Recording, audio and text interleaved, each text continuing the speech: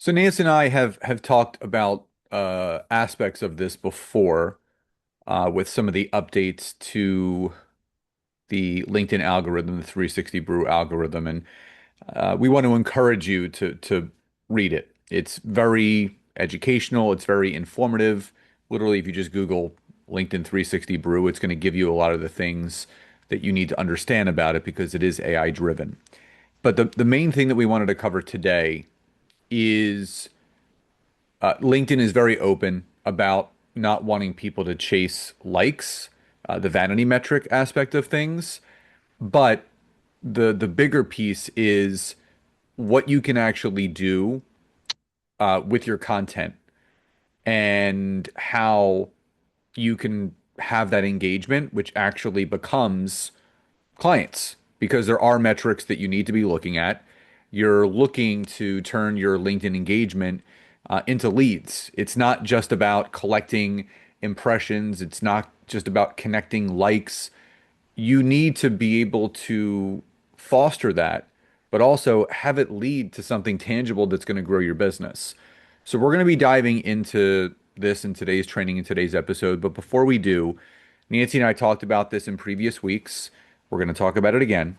Right now, according to the LinkedIn algorithm, what they really want people to do and how they want people to position themselves is thought leaders. They want more thought leadership content, whether it's case studies, client wins, educational type of content. They want thought leadership to be at the forefront of people's content that they're sharing.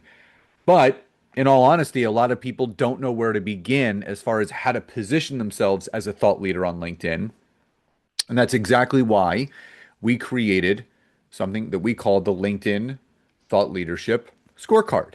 And what this little 3-minute assessment does for you is you go through it and it's going to basically ask you a set of questions that's going to see where you are on that timeline of where you should be as far as a thought leader on LinkedIn and where the holes and gaps may be presented and what you can do to better position yourself as a thought leader on LinkedIn. So, if you would like to take this free scorecard assessment and you're listening on the podcast, you can go to the description of the episode and you can find the link there. If you're watching on social, Facebook, LinkedIn, or YouTube, just go into the comment section and just type the word me, M-E, if you would like to take it, and we can send you the link so you can take it right then and there. So, Nance, let's dive straight into this. The big question is how do we turn LinkedIn engagement into leads, not just the vanity metrics of likes and impressions? Yeah, so I think to kick it off, I just want to really rewind, right? I always like to do this as a refresher. We're on platforms for a reason, right?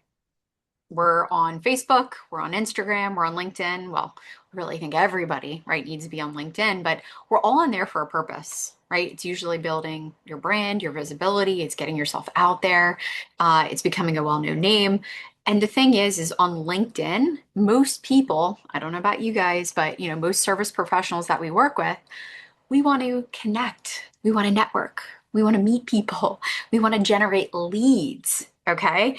And that means that we want to produce content and we actually want to post stuff on LinkedIn. We want to use it in a way where we're not just generating vanity metrics, right? We're not just going for likes and, shout outs and whatever. We're not just going for that, right? We're actually going for people sending us messages, people engaging with us in conversation and things like that. So I just always like to lead off with that, especially when we talk about this, because so many people think, oh, this is just like TikTok. Oh, it's just like Instagram. Oh, it's just like Facebook. We're going to chase, the popularity metrics, the things that make us look cool.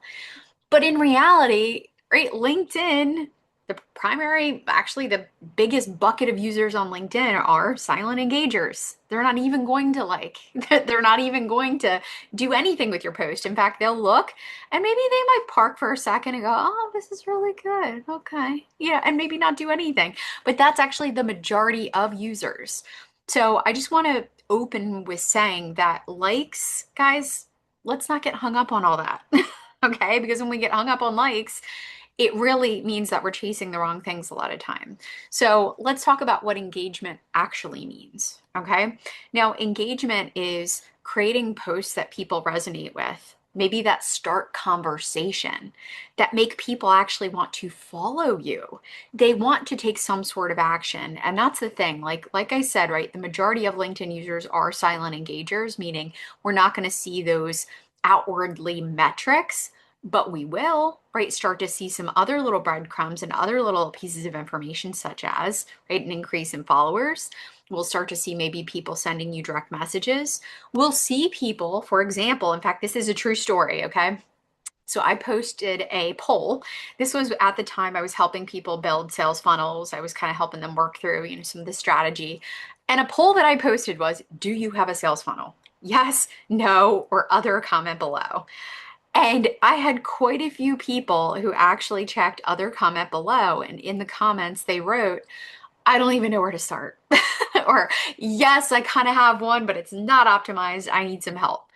That is a perfect engagement, open the door moment where you can reach out and you can say, oh, that's what I do. I'd be happy to help. Let's send it, let's jump on a call. Or again, start that engagement through messaging.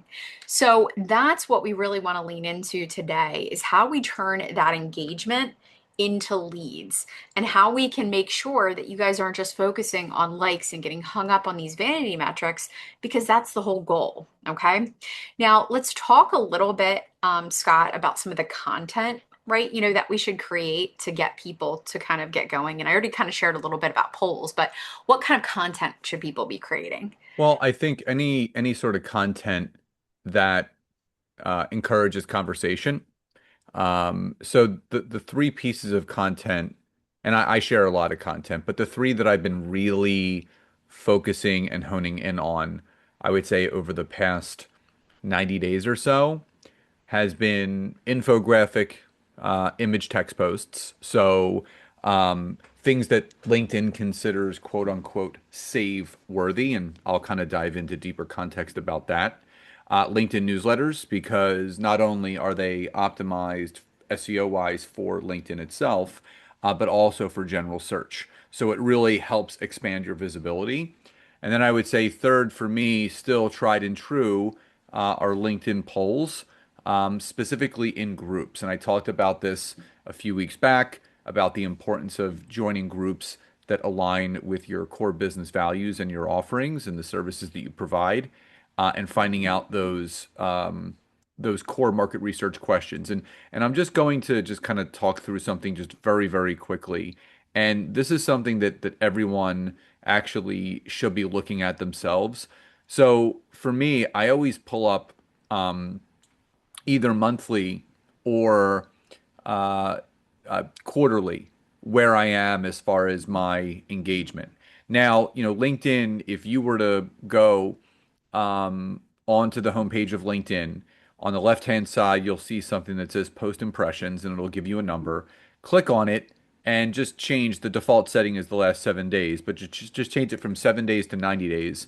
And just to give you an idea, in the past 90 days, I have close to 2,000 social engagements, so 738 reactions, which means very little to me. Over 1,000 comments, nearly 1,100 comments, which means everything to me. But I would say the three that really stand out the most to me, reposts. I have 13 pieces of content that got reposted. Saves. I had 53 saves of my content, which means more than I would say three posts. Because again, I post 5 posts per week, so I post 20 pieces of content a month, which means 60 pieces of content in a quarter. So 53 out of my 60 posts got some sort of save and actually 4 sends, which means someone sends my post to someone else. Now, it's also important to look at what posts are your top performing. And again, there's different metrics that you can look at. A lot of my poll questions do very, very well. But also my newsletters also do very, very well. So you have to really look at these metrics and say, okay, this stuff is worth, creating. This stuff is creating the conversations that I want. And for me, I am a numbers person. I like seeing data. And if you're really not looking at what is and what is not working, that's why a lot of people feel like they're wasting their time on LinkedIn. Because you could have a high performing post and have zero client conversions because the vanity side of things matter very little to LinkedIn right now. They want to see conversations going on in the comments section. You want to look for those warm touch points that allow you to reach out to people. If you have commentary going on in the comments, you can reach out to those people. I always say this is why I love poll questions so much, is you can actually see every single person that votes in your poll questions. And that's an open door policy for you to reach out, not to pitch and sell to them, to start building the relationship. Hey Nancy, thanks for voting in my poll. I know we haven't connected or spoken before. Would love to have the opportunity if you had some free time this or next week. Let me know if that works for you. So again, you're just reaching out and just saying hi to these people, building those relationships. I'll go back to something that Andy Crestodina said to myself and Nancy years ago.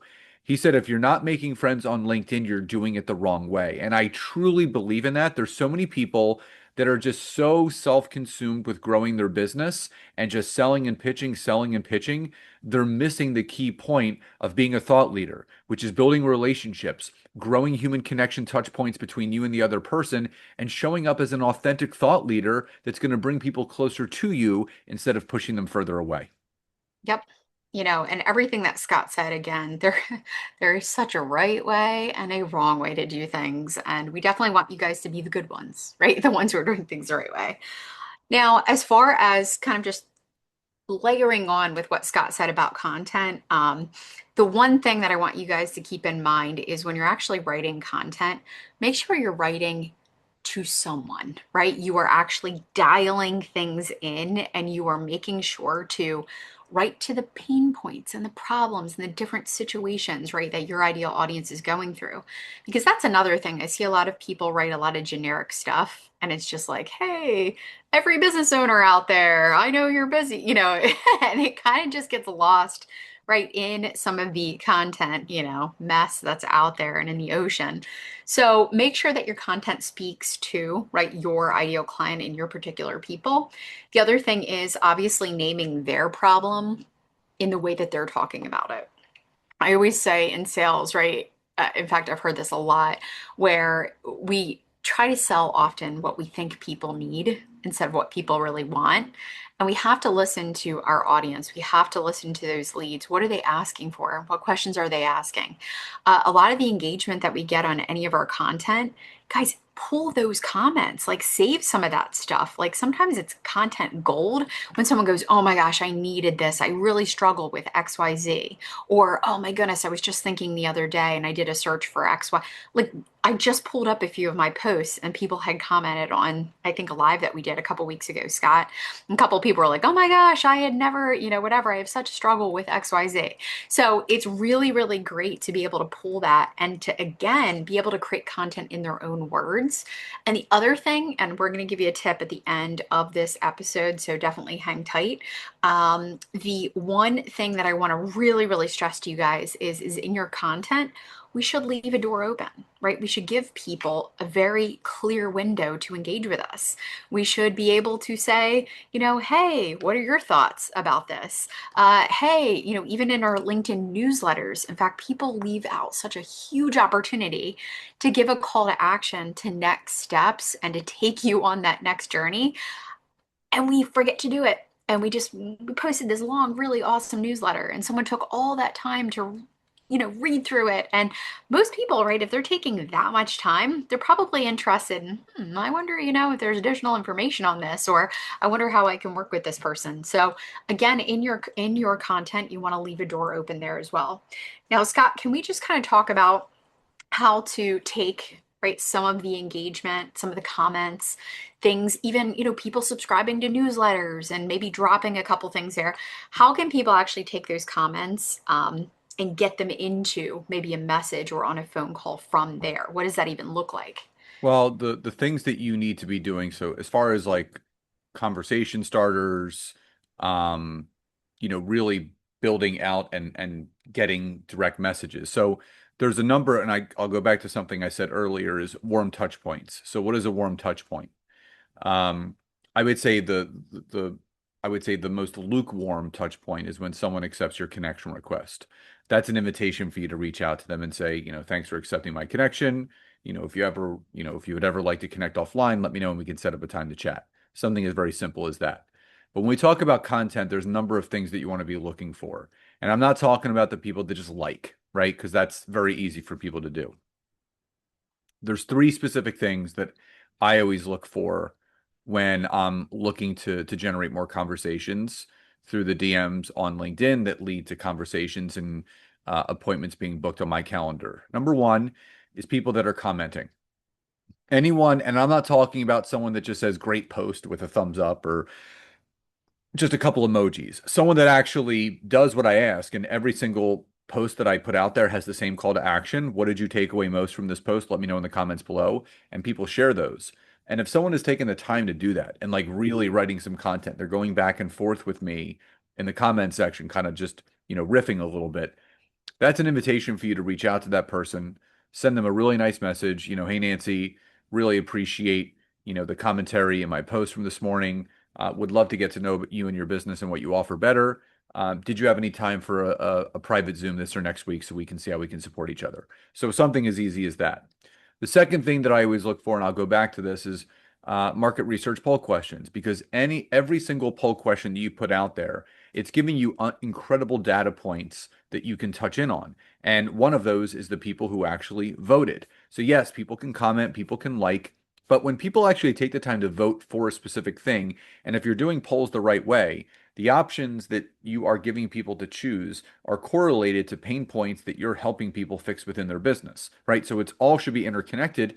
So you can actually see what people are voting for, their areas of struggle, and then you can reach out. You're not selling and pitching, you're just reaching out. Hey, Nancy, thanks for voting in my poll question from, earlier today. I saw that you voted for XYZ option. If I can ever be of any help or assistance to you or your business, or you'd like to learn about what we both do, I'd be happy to set up a time for us to chat offline. Just let me know if there's ever a time that's good for you. So I'm not asking, I'm just kind of keeping the ball in her court, letting her know that I'm here if she ever wants to chat. And the third and final way to start more conversations are people that subscribe to your LinkedIn newsletter. This is why Nancy and I just tell people start your newsletter, start your newsletter, start your newsletter, because it's a subset of your followers and connections. So you have subscribers. So you have connections, you have followers, and now you have subscribers. So you have three separate pools of people to kind of look into.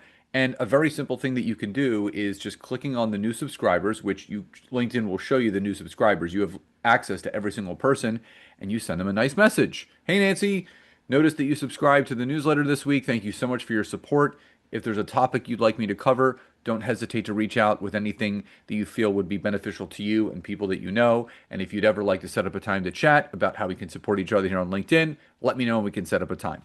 And it's as easy as that. And if you rinse, wash, and repeat just those three types of messages and you're creating good content that's allowing you to open those doors of opportunity, you're going to start converting those vanity metrics, so to speak. You're going to start converting those comments, those votes, and those subscribers into lead calls, which inevitably will help you grow your business. Nance? Sorry, I muted myself. I was just blowing my nose earlier. So yeah, so I want to leave you guys with one action step, right, for this week. And that big action step, in fact, it's a big action step, but it's very simple, is go into the content that maybe you already have scheduled. Okay. Could be, again, very simple posts that you've got all created, whatever that looks like, and just make sure there is a direction or a place for people to go. Okay. Meaning maybe open it up for some conversation. Just say, hey, what were your biggest takeaways from this post? Share in the comments below. In fact, that's one that Scott uses all the time. It's pretty much can be used for any post. But go ahead and look at the posts and see where you can add that conversation starter. And then number two is make sure that every single comment that you get within 24 hours, you respond back to that comment. Okay. Keep the conversation going and see where it goes. Okay. So that's your homework for this week. So just wrapping it up, guys. Again, like Scott said, we do have a LinkedIn Thought Leader scorecard. It's a super quick little assessment. It'll measure your LinkedIn presence across the areas that matter most: positioning, content strategy, engagement, lead gen. It's awesome. You'll get a score and you'll get a little action step that'll give you some, little checklist items that you can use to update and be more of a thought leader on LinkedIn. So hopefully you guys enjoyed today's episode, and we will catch you next week. So again, if you're watching on social, just type the word me in the comments and we'll send you the link to take our scorecard. If you're listening on the podcast, as Nancy mentioned, go to the description. You can grab the link there. So everyone, we hope you enjoyed today's training and today's episode. Love and gratitude, and we'll talk to you next time. Bye-bye.